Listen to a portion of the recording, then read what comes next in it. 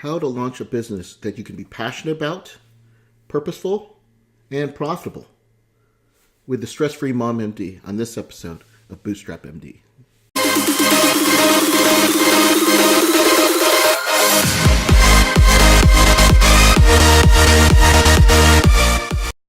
Hey guys, this is Dr. Mike Winbing with Bootstrap MD. I'm so excited. Today we've got an awesome guest that we have on. I've actually been following Maiysha for quite some time. And if you've been on any of the physician forums, you know her face. And she really brings some really good content. She brings the goods. But what I want to talk about her in just a minute, and she's actually going to be one of the speakers at my upcoming conference called BootcampMD. It's happening on January 26th and 27th in San Diego. We'll talk a little bit more about that during our talk. But Maiysha, I would just want to, before we begin, I just want to give you some cred here, give you a little bit of bio for people who, some of the doctors who may not know who you are. Your training journey began at Emory University, completing your bachelor's in psychology, completed her medical degree at Morehouse School of Medicine and family medicine residency at the Florida Hospital. She is an integrative family physician and founder of, get this guys, Stress-Free Mom MD. I love it. And the Next Level Physicians Entrepreneurs Institute. So you're always leveling up, Maiysha.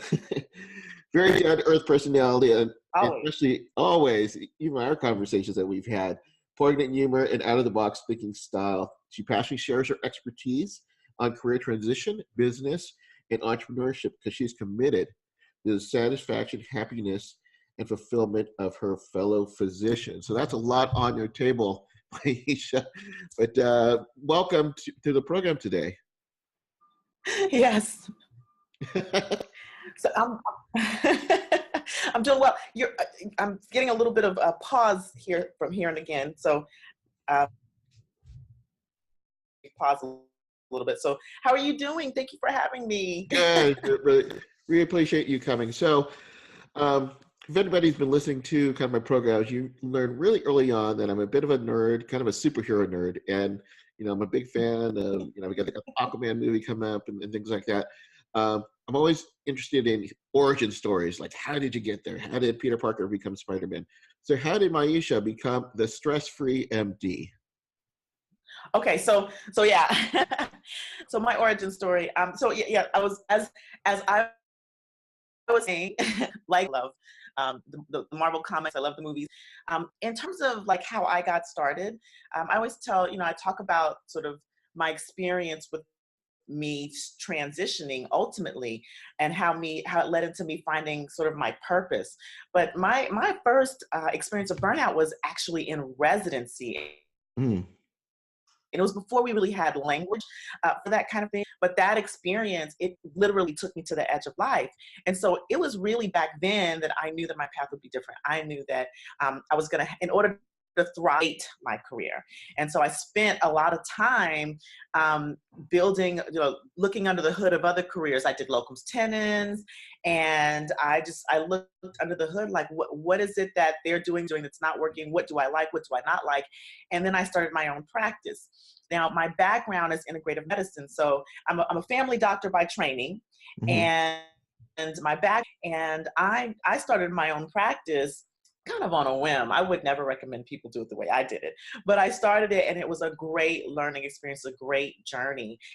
And being a business owner, as you probably know, is like a whole different animal. And if you don't, you know, set boundaries for yourself, then you can go back into that swirl, into that cycle. And so that's what, about 5 years into owning and at that time I was very familiar, and I reached out, and by this time there was actually language for burnout, and I found me a coach, I found me a mentor. And when I found that mentor, who happened to be a physician coach, was that existed. And I thought to myself, you know, in the corporate world, as a diamond, why aren't we doing this more as doctors? And I was already a coach. I was a coach to my patients, coaching them in stress management and nutrition, and you know, even in relationship and position. I realized that my colleagues were suffering, my colleagues were struggling, and we hadn't caught on to this whole idea that you can actually have a coach to help you transform. So that to me, that's how the idea came to me. Now the transition itself took time.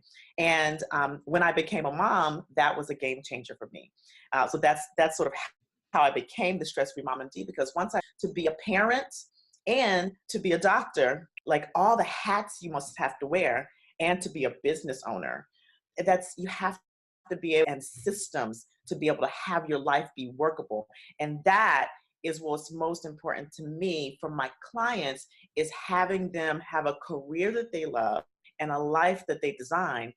So that's sort of how I came to transition to the Stress-Free Mom MD. How important was it for you to have a mentor? I know as doctors, I say we tend to be, we have control issues, right? So we don't like to give anybody else, you know, it's very difficult for them to find a teacher. Now I know, you know, education is in our blood, right? We go to school, we follow, but handing it to someone who, in your case, it didn't happen. You had a physician coach. How difficult was that to make that leap? And how important was it for you to have that mentor in the success of your business?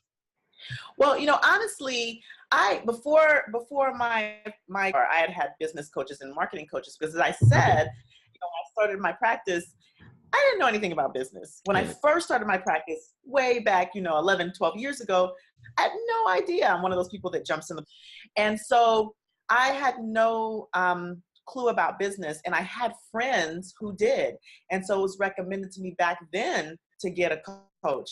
And for me, because I was in a place where I knew that I needed that help, it was fairly easy for me to take on a mentor like that. However, I think what was important was that I was very coachable, that I'd be coachable. Because, you know, as doctors, we want to do things our way. Right. We want to, not the best. And even though education is in our blood, we don't want to be told what to do. So there would be things that I'd be asked to do that if I didn't agree with, I'd want to do it my way. And I had to learn to be, was the biggest thing for me. But it was critical to my success to have a coach, to have a mentor along the way. And I couldn't have built a recession-proof practice and been through these various types of programs. Yeah, I'm a big fan of having mentors, and it's not just it's more than that. I think you have to invest in yourselves. I'm calculating now. I probably invested close to $40,000 in investing in myself, whether it be the form of courses or having a coach and those kinds of things. And you may think like, well, you know, everything is available on the internet. I can watch it on YouTube. You know. You're not even talking about whether that's the correct information, the hours and days that you spent, you know, finding out that, you know, what they're telling you is exactly wrong. So it's important to find a coach like yourself, you know, for a doctor to really go through that transition. So I want to kind of delve deep. Oh, no, you're going to say something. Go ahead. Well, the big difference between like what you were talking about, you know, you can go on and watch videos and learn, is that that's informational, and coaching is experiential. A lot of times we need that experientially create the breakthroughs that are transformational in our lives. So yeah, you could go and you could watch a video here and you can watch it there, but you're piecemealing information together, and you might in a system and a structure that would work with velocity. But with coaching, you have someone to guide you through the information that you're learning and put it in a system and a structure that and it's very experiential, not just informational. Yeah, I love that too. It just reminded me, my own coach just reminded me that I've got some homework I have to do today as well. So we'll kind of keep on going on in here. So tell me what you've got your own clients, you've got a successful coaching practice. What kind of students do you have? You know, are they different specialties, and what do they usually get after working with you? Well, so my docs are all specialties. Popular specialties that tend to come to me are the primary care, you know, family doctors, internal medicine, but I get a lot of OBGYN docs, anesthesiologists, and is becoming a popular specialty, and they're wanting to either transition into something that's more integrative, because that's my background, or they're wanting to start their own business, their own coaching or consulting business as a side gig, and eventually transitioning it to a main gig. So what my clients get out of the coaching, number one, besides the fact that they get a business, right? They learn the process of starting a business, the transition, like how to appropriately and safely transition from the employee space to the entrepreneur space piece, and learning how to really define their niche or create their niche, and get to know their market, so their messaging is speaking directly to the client and the menu is more attractive. They also learn how to create that offer, create whatever the product or the program or the course or whatever it is, and they learn all the tools that they need to be able to be successful in making that new business and growing it to the point where it eventually will replace their income. What are the kind of the biggest stumbling blocks that you see when you talk to doctors about starting a business? What are like the 2 or 3 things you see? Yeah, the biggest thing is just getting over the hump of can I do it? Mindset is the most critical piece in starting the business. So, once I get the docs over that mindset, that the limiting belief that they can't build a successful business, the limiting belief that they're not going to be able to replace their income, I'm a horrible business person, but anyone can learn business. You just have to have the right mentor, the right tools and structures in place. So that belief, that the belief that I can't, is probably the biggest hurdle that I see in doctors. And then it's the time, like where do I get the time to do this? And what I help docs do is create the structure, a very workable structure, because we're obviously, working full-time, being full-time parents. How do you then create the structure and the time, not only working, but like communicating those boundaries to the family and having them be on board and supporting you in this new venture? So that's probably the second hurdle that I see. Once we get over those 2 hurdles, docs, we're conditioned to be doers. They get it done. Oh, that's great. That's great. Yeah. Just in my experience of working with doctors in the past is, they have that fear of failure. They have the fear that, that they are doing something and that they'll be embarrassed among their colleagues or family or friends. But in some cases, and not a lot of people that I've talked to in your space talk about this, is actually the fear of success, where it's, oh, what if my business gets too big, and then my colleagues will see this. Have you had any experience dealing with your students on this topic? That's interesting. I have not had the fear of success come into play. I definitely had the fear of failure, and I always tell my docs, failure is simply feedback. I always tell the story of how, the practice that I started in 2007 was actually the second practice that I started. The first one, I failed. I failed flat on my face, and it was the best experience I could have had. And so what you do with failures, you use that as feedback to look at, well, what was missing? What do you need to put in? Where did you not prepare? I always talk about the process of change, and what do you need to put in place? What structure or system did you not have in place that had that not work for you? So, but it's funny, I haven't had the fear of success come up amongst my clients. Yeah, it's not even, it's that's what is underlying is the fear of success, but it's more of the fear of being known about whatever this topic is. And if my name is here, I want to write a book, but I want to do it under a pseudonym, or I want to be totally rich, but I don't want anybody else to know about it. I guess that's more what along the lines that I'm kind of thinking is. And eventually, what I like to say is, if you're very passionate about your topic, you need to feel free that you can go on to any stage in any event and to talk about this topic. Very, very, it's very rare that a multimillionaire or someone is working under a pseudonym. I'm sure there are some cases on Very it, but true. I can't think of it. But you're looking to build your name and build your brand. That's what actually kind of leads on into my next question here.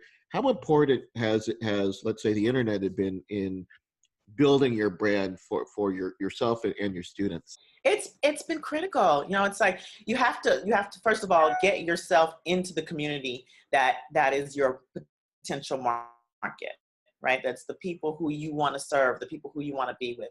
And then being consistent with your brand has people immediately identify what when they see certain things, that this is what you do. It helps them identify you as an expert in that arena. So in terms of Stress-Free Mom MD, being a person who supports physician moms and creating a career that they love so they can live a life their design is all over the place for, on my website, in my groups. When people ask, oh, are there any, or other physician moms particularly ask, who's the coach, who's a business coach, or who's an entrepreneurship coach who can help me in the mom groups, my name pops up. I get tagged. So it's important to be consistent with your brand so that people know who you are and specifically experts, and your name pops up first in people's minds when people are asking for your particular brand of resource. Now, we're going to talk about branding, and I want to talk about, we're going to get a little down deep here now. You went ahead and you said, I'm going to call myself the Stress-Free Mom MD. Was that a calculated decision? Was this something you planned and you tried all these different variations? Pulling my hair out MD, or Stress-Free Mom MD, but not if you got 2 kids. How exactly did you go ahead and think of that? Because that's a bold statement.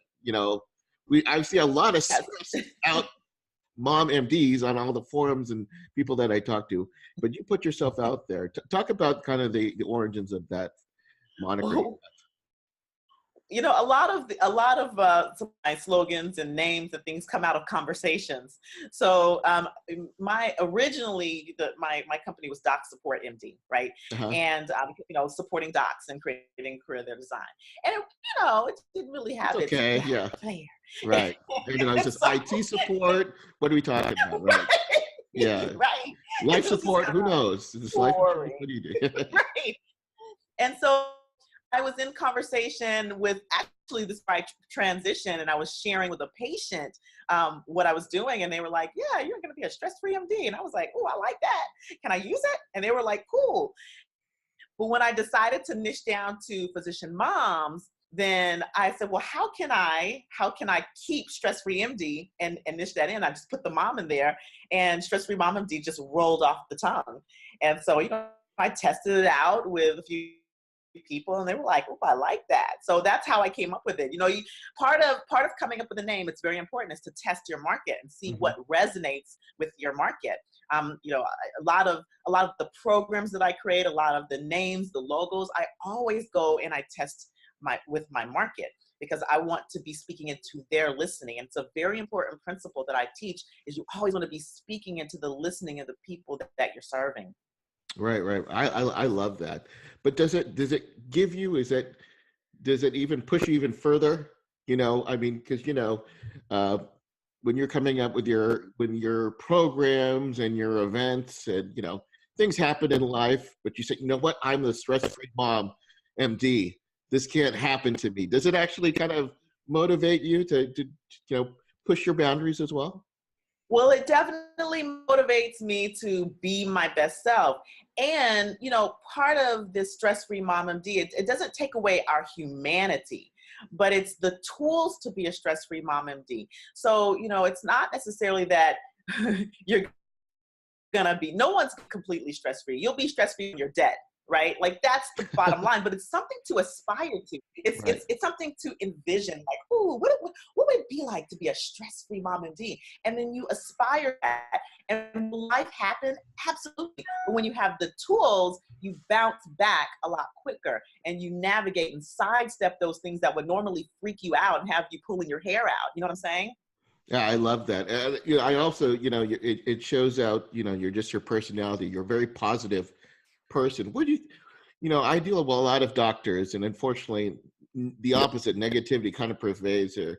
We're kind of do you have role models to help and push you into this positive outlook on here, or is this a complete facade? And do you after this is over, is it like grumpy, grumpy Maiysha? No, I'm really like this. This is great. People, you ask my friends, they will tell you I am totally like this. I think honestly, I think it's a family trait. I have a very animated family. I have a very animated dad. I can't say that I'm like on 10 all the time. I have my moments. I'm actually an introvert, would you believe it? So Mm-hmm. like, I love being with people and I need my quiet time.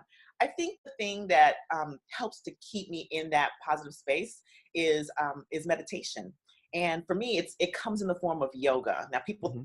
think, they have this myth that you got to sit cross-legged for hours, talk about, but you don't really have to do it that way. You find what that thing is for you, the self-care strategy, the self-care, I say rituals, right? Okay. The non-negotiables. So when I teach my docs about building a business, the first thing, one of the foundational things that we talk about is creating your self-care strategy so that you don't burn out trying to build a business.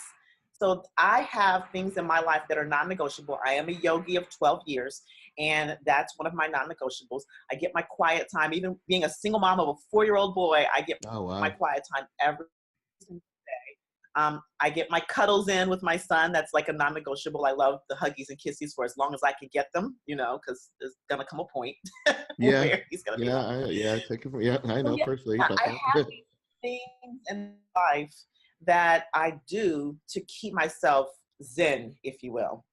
Do you have a morning ritual that you do, or that's part of your life? Absolutely. Yeah, I have a morning ritual and I have an evening ritual. My morning ritual is a gratitude list. Every morning I write a gratitude list. I read my mission statement that I've created for myself and my business. And I get a big hug and kiss from my son. Awesome. and each Yeah, and evening I actually visualize the next day. I visualize the day exactly how I want it to go, and that sort of helps me to frame how I want the day to go. And a lot of times, you can create that. People think that's a little woo woo, but that law of attraction is important. No, I'm a firm believer of having a morning ritual. Mm-hmm. Gratitude is so important. It's just amazing. To me, is that we live in a country we have with so much opportunity, and we get we got to stay away from the news, the negativity that's out there, and just kind of focus on Yeah. being the best version of yourself. And I love hearing that you've already I knew that you had some type of morning ritual, because people like yourself that I met too, they have that space, but they also have those boundaries. If it's quiet time, if Mm-hmm. I'm either when I'm doing meditation in the morning time, that's dad's time, you not to be disturbed, everything turns off. I assume you have that too in your daily life. Absolutely. Absolutely. Yeah. It's funny because my son is getting to know my rituals very well. So one of the things we leave very early in the morning because that's sort of when I do my yoga. I go to the studio and so I have to drop him off early. And I'm not really a morning person, actually. And so we're in the car and I always say, it's mommy's quiet time now. And he's so good about it. And so now sometimes he'll be in the car and he'll be like, Mommy, I need some quiet Oh, that's time. awesome. Oh, he's learning early. That's great. That's great. He's learning early. So this has been great. I love this interview. But just for the final few minutes that we have, you'll are one of our esteemed speakers speaking at BootcampMD. Again, that's an event happening in January 26th and 27th in San Diego. Um, Tell the viewers what will you be talking about, and what can they expect at your talk at our conference?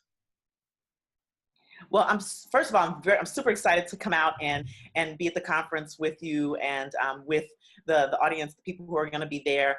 I'm going to be talking about leveraging your degree with passion and purpose for profit. So we're going to talk about what it takes to be able to leverage that degree. What is it that you need to know in order to be able to make a transition, but not just make a transition and start a business, but doing something that you love on your terms, utilizing what you already know as physicians.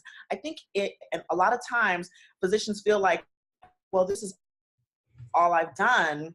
I don't know what else I could do with this expertise. But in this this workshop, we're going to talk about all of the things that you could potentially do to leverage your degree and what it takes to make that transition successfully. That's awesome. And I'm going to be taking notes as well. And I think, and it's surprising, but I see that a lot. I see, docs, you've been through the college, you've been through the medical school, you've been through the residency, and then say, I don't know what else I could teach. I don't know what else I could share on there. And it may not even be in medicine, it may be just your life experiences. Maybe you dabble in real estate and you're really good at doing that, or maybe you're great in organization, who knows? But every one of you, has something in you that can provide value to, the marketplace, the world, or whatever you call it, universe. But this topic you have is going to be so important for attendees to learn, especially if you're someone who maybe don't know if you've always wanted to start a business, but you don't know which way to go. It sounds like you've got the foundation here, because what you're talking about is so important for the attendees to listen to. Any last minute thoughts before we end the call today? This has been great, Maiysha, by the way. Well, thank you. So I just want to thank you for inviting me to come out, for inviting me to be on this interview today. I just want to empower the physicians who will be coming to the conference that, you are more than just this degree. And there are many things that you can do to leverage this degree. And we're going to be busting a lot of myths in this talk of, the busting the fears, busting the limiting beliefs and the myths about starting a business. And by the end of the session, you know with certainty that the time is now for you to make that move and follow your passion so that you can leverage your degree and have a career that you love, have a life that you design on your terms. So I just want to empower you that it is possible. It is possible. And I love, Dr. Mike, what you're doing here, how you're empowering physicians. And I'm so grateful to be a part of your community. Well, I'm grateful for you in accepting my invitation here. So again, guys, it's happening in San Diego, January 26th and 27th. Somewhere on this video, there is a link that you can register for that. I want to thank you again for joining us here on the call, Maiysha, the stress-free mom MD. Thank you so much for joining us today. Thank you so much.